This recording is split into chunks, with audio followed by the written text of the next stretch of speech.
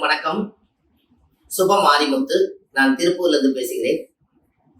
இப்பொழுது மூல நட்சத்திரம் தனுசு ராசியில் பிறந்தவர்களை பற்றி இன்றைக்கு நம்ம இந்த பதிவுல பார்க்க போறோம். இப்ப இந்த மூல நட்சத்திரக்காருடைய குணம் என்ன, அவருடைய வாழ்வாதாரம் என்ன, அப்ப அவருடைய காலச்சக்கரத்துக்கு 9வது ராசி மூலம். காலச்சக்கரம் என்பது என்ன? மேசம், ரிஷபம், மிதுனம், கடகம், சிம்மம், கன்னி, துலா, விருச்சிகம், தனுசு. அப்ப இது 9வது ராசி மூல நட்சத்திரம் தனுசு ராசியா வரும். அப்ப ஜாதக ரீதியா பாத்தீங்கன்னா இந்த 9வது ராசியில் இவங்க பிறந்து தனுசு என்பது வில்லு. இந்த வில்லு எப்படின்னு கேட்டீங்கன்னா எப்பவுமே போருக்கு தயாரா இருக்கிற மாதிரி ஒரு அவங்களுக்குள்ள ஒரு மிகப்பெரிய ஒரு 10 தைரியம் இருக்கிறது போல மூல நட்சத்திரக்காரர்கிட்ட மனசுக்குள்ள ஒரு மிகப்பெரிய ஒரு தைரியம் வளர்ந்துகிட்டே இருக்கு. ஏன் அப்படி? அஞ்சாத நெஞ்சம் படைத்த ஆஞ்சநேயர் மூல நட்சத்திரம். அப்ப இந்த மூல நட்சத்திரம் அஞ்சாத நெஞ்சம் படைத்த ஆஞ்சநேயர் மூல நட்சத்திரம். அவர் பெற்ற தாய் எனக்கு ஒரு தலை பிடிக்கிட்டுவான்னு அவர் சொன்னதுக்காக அப்போ அந்த இடத்துல போய் எந்த தலையை பிடிக்கிட்டு வர்றதுன்னு சொல்லி ஆஞ்சநேயருக்கு தெரியல. அப்போ உடனே இந்த மலைக்குள்ள தானே இந்த தலை இருக்குதுன்னு பெத்த தாய் சொல்லிச்சு. அதனால இந்த மலையவே தூக்கிட்டு வரலான்னு சொல்லி இந்த மலையோட தூக்கிட்டு பெற்ற தாய்கிட்ட கொடுத்து சாகாத மரம் பெற்ற சஞ்சீவி மூலிகை அந்த மலைக்குள்ள இருந்ததுனால அவருக்கு சஞ்சீவி ஆஞ்சநேயர் என்று பெயர். இப்ப பாருங்க, அவர் மலையை தூக்கக்கூடிய சக்தி இருக்கும் போது மூல நட்சத்திரத்துல யாராவது ஒருத்தர் பிறந்தாங்கன்னா அவங்களுக்குள்ள ஒரு தைரியம், அவங்களுக்குள்ள ஒரு வீரியம், தன்னம்பிக்கை, இதெல்லாம் அவங்களுக்குள்ள கூடவே பிறந்திருக்கும். அது பெண்களா இருந்தாலும் சரி, அது ஆண்களா இருந்தாலும் சரி. ஏன் அப்படி? அந்த இடத்துல தனுசுல ஏன் அந்த காலத்துல வில்ல கொண்டு போய் வச்சாங்கன்னா எத்தனை பேர் வந்தாலும் அந்த போர்ல போய் நம்ம ஜெயிச்சு நம்ம வீரன்னு காமிக்கணுங்கிறதுக்காக வீர ஆஞ்சநேயர் என்று பேர் சுற்றி அவர் வெற்றி பெற்றார். ராமருக்கே போர்ல நிறைய போராட்டங்கள்ல என்னால ஜெயிக்க முடியுமான்னு நினைக்கும் போது ஆஞ்சநேயர் உத்தரவு கேட்டு அந்த போர்ல ஜெயிச்சு ராமரவே ஒரு மிகப்பெரிய ஒரு சக்தியால அவர் காப்பாத்தினார். அவருக்கு ஒரு சோதனை வரும்போது அந்த ஆஞ்சநேயர் இருக்கக்கூடிய தைரியம் தான் ராமருக்கு அந்த காலத்துல ஒரு ரொம்ப ஒத்தாசனையா இருக்கு. அப்ப இதுல இருந்து என்ன தெரியுது? இந்த மூல நட்சத்திரத்துல ஒரு சிலர் சொல்றாங்க ஆண் மூலம் அரசாலும் பெண் மூலம் நெருமூலம்னு சொல்றாங்க. அது சாத்தியமே இல்லாத வார்த்தை. ஆதி காலத்துல அதை எப்படி சொல்லி வச்சாங்கிறது முன்னோர்கள் அது நம்மளுக்கு இதுவரைக்கும் அது அறியாத ஒரு விஷயமா இருக்கு. ஆணி மூலம் அரசாலும் கன்னி மூலம் நெருமூலம்னு பேர் வச்சாங்க.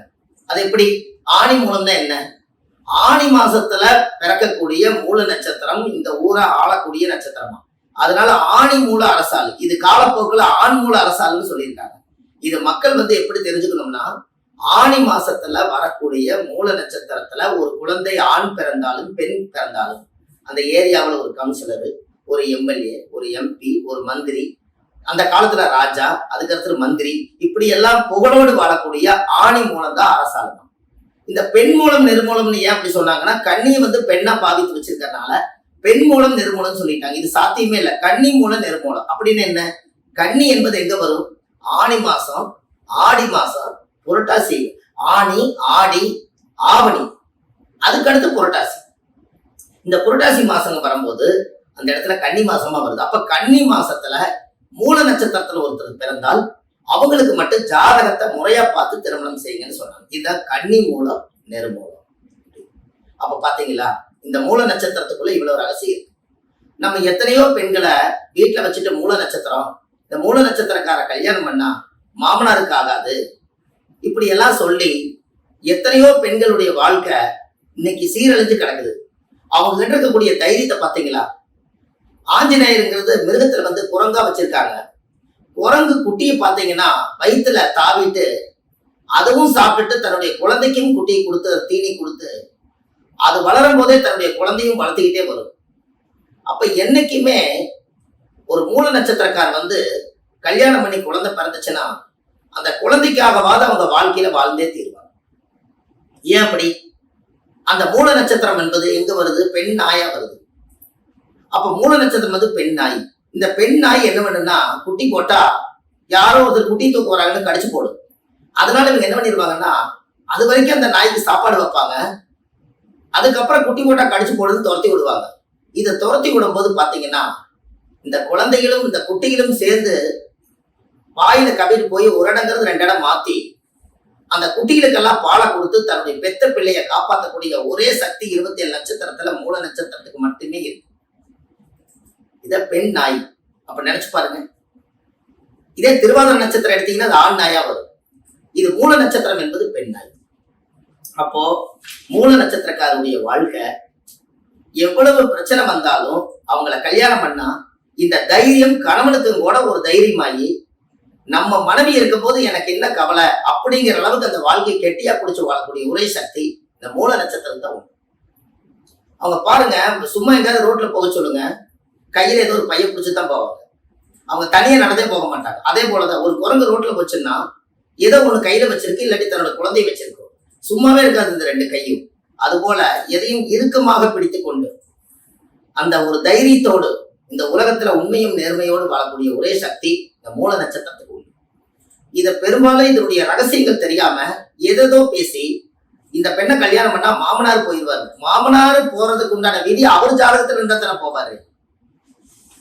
இவங்க போய் அவங்களை அடிக்கிற மாதிரி இருந்துச்சுன்னா அவங்க கல்யாணமே அங்க நடக்காது.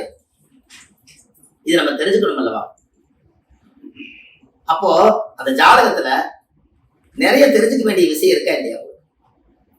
மூல நட்சத்திரம் மாமனாருக்கு ஆகாதுன்னு சொன்னா அப்ப இந்த உலகத்துல எத்தனை மூல நட்சத்திரத்துல பிறக்கிறாங்க, அத்தனை பேர்த்துக்கு மாமனார் சரியில்லாம போகுமா அப்படின்னு கேட்டா அந்த ஜாதகத்தினுடைய ரீசன் இன்னைக்கு வரைக்கும் ஒரு சிறப்பான காலகட்டத்தை அதை அனுபவிக்க முடியும்.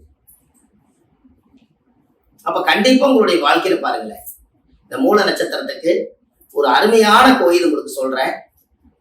இந்த கோயிலுக்கு நீங்க போயிட்டு வந்தீங்கன்னு சொன்னால் உங்களுடைய வாழ்க்கையில மிகப்பெரிய மாற்றம் ஏற்படும்.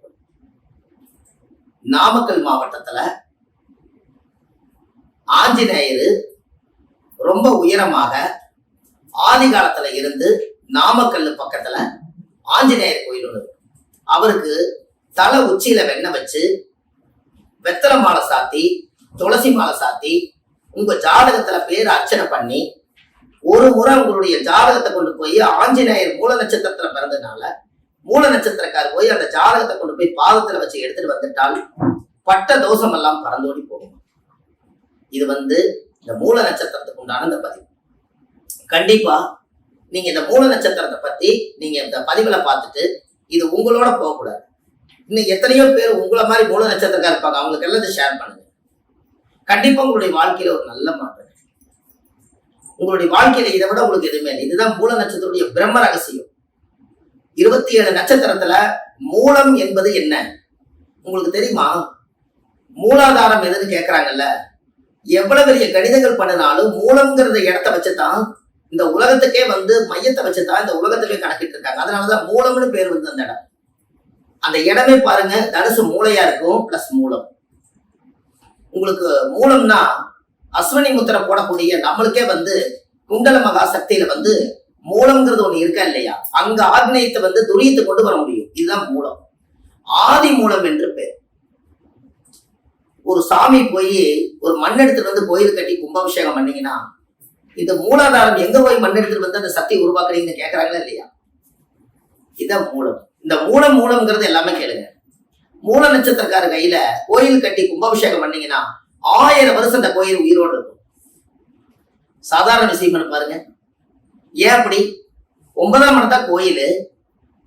காலச்சக்கரத்துக்கு அது 9வது வீடு தான் தனுசு. அப்ப தனுசு ராசிக்கார கையில மண் எடுத்து பிடிச்சு ஒரு சின்ன ஒரு மண் எடுத்து உருவம் பிடிச்சு வச்சீங்கன்னா அதுக்கு உயிர் வந்துடும். அவ்வளவு பெரிய சக்தி இருக்கு. அந்த நட்சத்திரக்காரர்களுக்கு அந்த கரு உருவாகக்கூடிய சக்தியும் நிறைய குழந்தைகளை பெற்றுக்கக்கூடிய சக்தி மூல நட்சத்திரத்துக்கு தான் உண்டு. ஆண் நாய் திருவாதிரை, பெண் நாய் மூலம். நாய்க்குட்டி எத்தனை குட்டி போடுது? நாய் 4-5 குட்டி போடும். அப்போ இவங்களா பார்த்து ஆபரேஷன் பண்ணா மட்டும்தான் இந்த மூல நட்சத்திரக்கார ஒரு குழந்தை 2 குழந்தையோட போதுங்கிறாங்க. அது விட்டீங்கன்னா 14 செல்வத்துக்கும் 16 குழந்தை பெற்று கொடுக்குமா.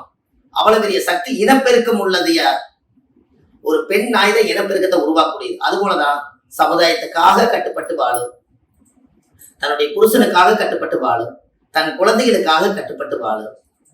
நம்ம இந்த வாழ்க்கையில ஒரு கணவனை நம்ம அடைஞ்சிட்டா கடைசி வரைக்கும் நம்மளுடைய வாழ்வாதாரம் ஒரு சிறப்பான முறையில இருக்கணுங்கிறதுக்காக இந்த மூல நட்சத்திரத்துக்கு அவ்வளவு பெரிய பவர். அதனால இந்த உலகத்துல நாமக்கல் மாவட்டத்துல நரசிம்மர் கோயில் பக்கத்துலயே இருக்குது, நாமக்கல் ஆஞ்சநேயர் கோயில் அங்கேயே இருக்குது. 2 கோயிலும் எதுக்கு இருக்குது. அந்த கோவில்ல நீங்க முறையா ஒரு பிரசாதம் கல்கண்டு சாமிக்கு வச்சு நைவேத்தியம் பண்ணி மனதார அந்த மூல நட்சத்திரக்கார் ஒரு முறை அந்த கோயிலை வந்து மூல நட்சத்திரத்துக்கு அந்த கோயில்ல ஒரு 7 முறை சுத்தி வந்து தேங்காய் பழம் பூ மாலை கல்கண்டு வாங்கி அர்ச்சனை பண்ணி சாமி கும்பிட்டு வந்தீங்கன்னா இந்த நட்சத்திர தோஷம் நிவர்த்தியாகும். மூல நட்சத்திரம் இந்த உலகத்தில் மூலாதாரமே என்று சொல்லி இன்னும் அடுத்த பதிவில் இந்த மூல நட்சத்திரத்துடைய குணாதிசைகள் நிறைய கொடுக்குறேன். சுப மாரிமுத்துன்னு யூடியூப் சேனல்ல போனீங்கன்னா நிறைய இந்த பதிவுகள் கொடுத்துருக்கேன். ஏற்கனவே நான் மூலத்தை பத்தி பேசியிருக்கேன். அப்போ அந்த மூல நட்சத்திரத்தை பத்தி நீங்க தெரிஞ்சுக்கணும்னா வள்ளுவர் பாக்கு யூடியூப் சேனல்ல போனீங்கன்னாலும் உங்களுக்கு நிறைய விஷயங்கள் கிடைக்கும். இது எல்லாம் பார்த்துட்டு நீங்க ஒரு சப்ஸ்கிரைப் பண்ணிக்கங்க. நீங்க தினமும் ஒரு நோட்டிபிகேஷன் உங்களுக்கு வர மாதிரி உங்களுக்கு வீடியோ உங்களுக்கு அனுப்புறேன். ஆன்லைன்லயே இந்த ஜாதகம் பாக்குறோமா, நீங்க கண்டிப்பா உங்களுடைய வாழ்க்கையில ஒரு நல்ல விதமா இந்த மூல நட்சத்திரக்காரர்களுக்கு எல்லாம் ஷேர் பண்ணுங்க. அவங்களுடைய வாழ்க்கையில மனநொந்து இருக்கிறவங்களுக்கு இந்த பதிவு போய் சேர்ந்தால் அப்ப நம்ம அப்படி இல்லை, இனிமேல் நம்ம எப்படி வாழணும்னு இந்த பதிவுல கண்டிப்பா அவங்க ஒரு மாற்றம் ஏற்படும் என்று சொல்லி அடுத்த பதிவில் உங்களை சந்திக்கிறேன். உங்களுடைய அன்புள்ள சுப மாரிமுத்து. நன்றி, வணக்கம்.